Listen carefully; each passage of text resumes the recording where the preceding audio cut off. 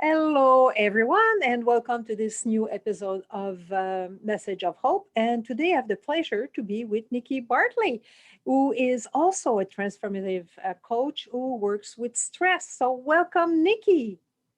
Hi, Martine. Thanks for having me as well. And I will ask you the eternal question is how does having this understanding, how does that help you navigating lockdown, COVID, or whatever other stress that might show up in your life? That's an ace question. I love it. I love the simplicity of it. And I guess I've got a really simple answer is it helps me to understand myself better. And I don't make less mistakes, really. But I forgive myself that when I do still make mistakes. I still mess up in life. I still find things difficult. But I don't give myself a hard time over that anymore. And so the impact of things going wrong aren't as big on me, So yeah, I have an easier time. Just as messy life, though. Who doesn't? Yeah. Yeah. It's funny though, because I used to think the opposite. I used to think, oh, life would be smoother in terms of, I'd be more perfect. Um, more successful, more this, more that. And actually, nothing's changed in terms of that. It's just that I care about it less. So, yeah, that's how it's really changed. Hearing, oh, what can you explain? Do you care about the outcome, about the results, about what will people think? Um, Yeah, none of that really. okay. None of that. And I guess I used to carry the weight of that, carry the weight of how important it was, the outcome, and how that would impact me and all of that future thinking that I'd have to manage. And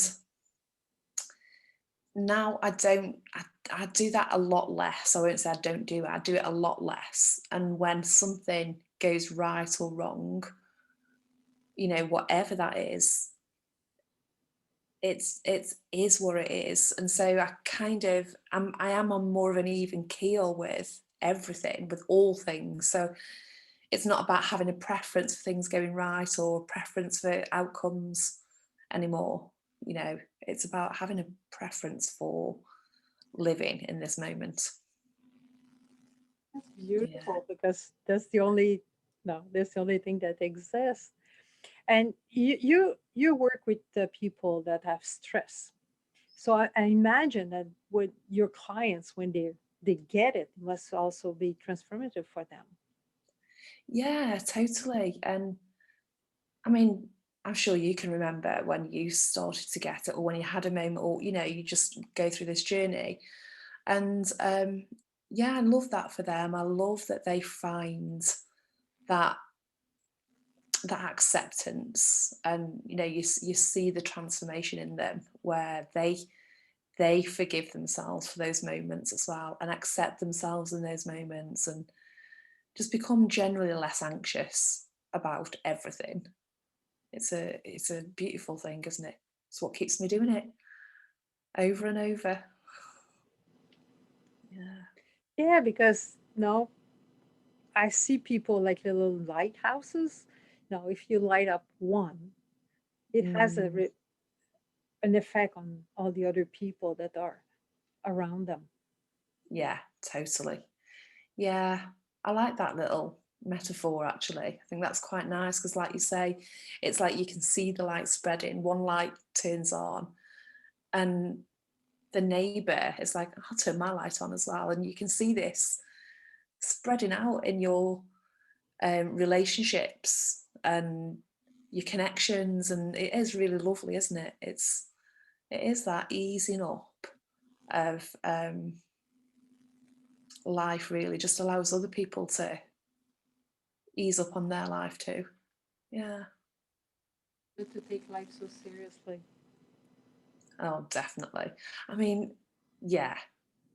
I mean, an example, I've turned up late for this interview.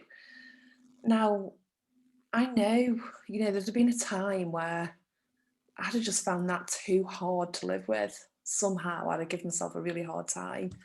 Um, but that would also prevent me from connecting with you as well. And I've done that in the past. I would call myself an overachiever. I'm a recovering overachiever. It was, and there's no one harder to be around, I don't think, than an overachiever. That I was certainly difficult to be around, and I made it difficult for people to connect with me because they didn't know that I was giving myself a hard time by, I was punishing myself. And so that stopped me reconnecting with them, stopped me showing up to the next conversation, stopped me saying sorry because I was so ashamed and so intensely frustrated by, what was going on. So, of course, all you've got to do in those situations is hide.